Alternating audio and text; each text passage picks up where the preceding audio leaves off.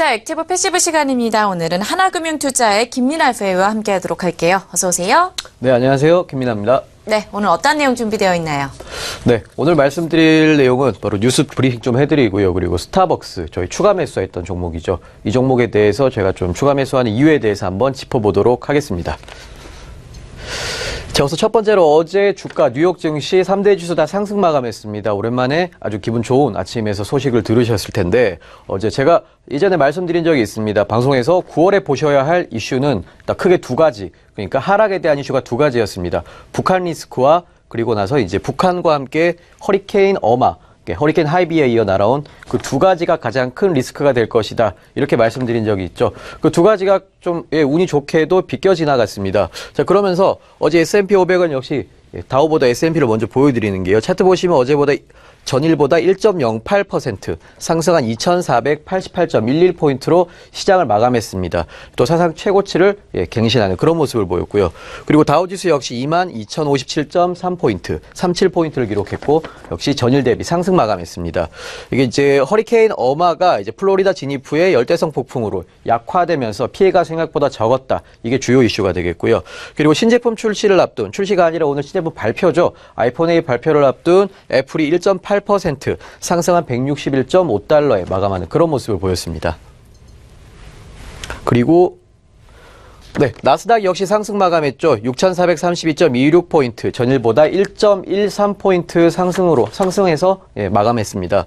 자, 도발 없이 나간 정권 수립일, 그러니까 북한 정권 수립일에 아무 미사일 도발이나 뭐 기타 발언 없이 그냥 넘어갔죠, 조용히. 그것 덕분에 리스크가 잠깐 중단됐다. 이렇게 보시면 될 것 같고요. 재보험주들이 상승했습니다. 보험주들 많이 떨어졌죠. 그 부분 다시 올라가는 모습 보여주고 있고요. 그리고 뭐 금융주 섹터별로는 금융주가 1.7%, 기술이 1.5%, 그리고 에너지 소재가 1% 정도 증가하는 모습을 보였습니다.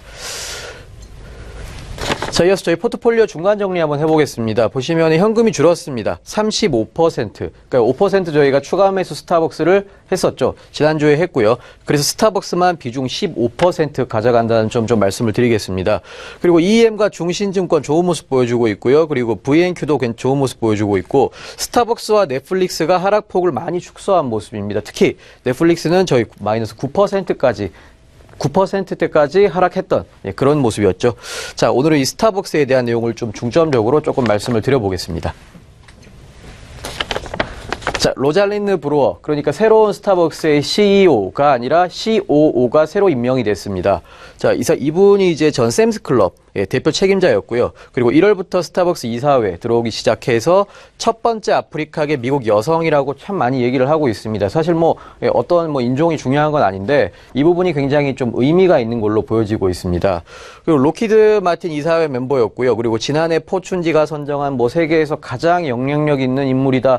어디 와튼스쿨을 나왔다. 이런 얘기 굉장히 많습니다. 자, 그거 다 정리해보면 굉장히 똑똑하고 잘 배웠고 유능하고 그냥 20년 이상 자기의 일에서 굉장히 커리어가 잘 쌓이고 성과를 많이 냈던 그런 여성이다. 그러니까 최소한 여기서 저희가 얻을 수 있는 거는 이제 COO로 인한 어떤 리스크, 그러니까 우리가 보통 CEO 리스크라고 하죠.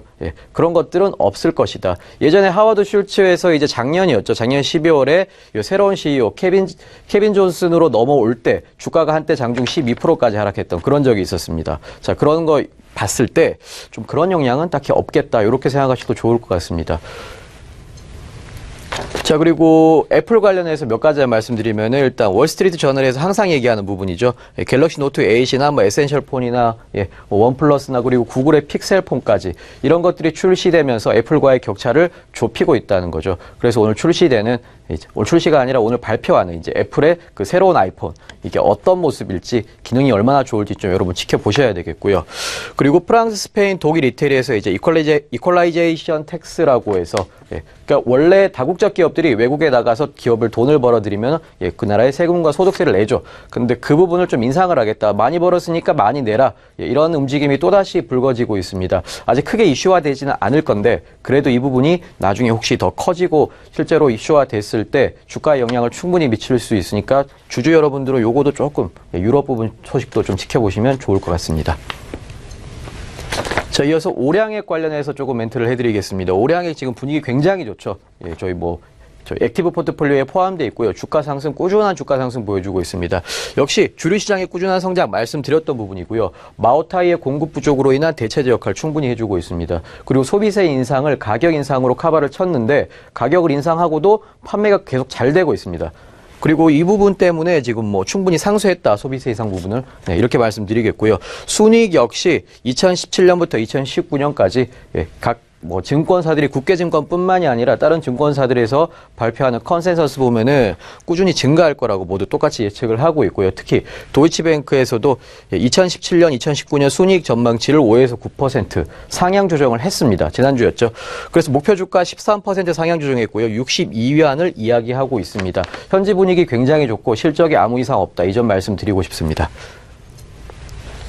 자, 그리고 스타벅스 저희 추가 매수를 했었는데요. 추가 매수하는 시기가 7월 19일, 8월 1일, 9월 6일 이렇게 세 차례 걸쳐서 추가 매수를 했습니다.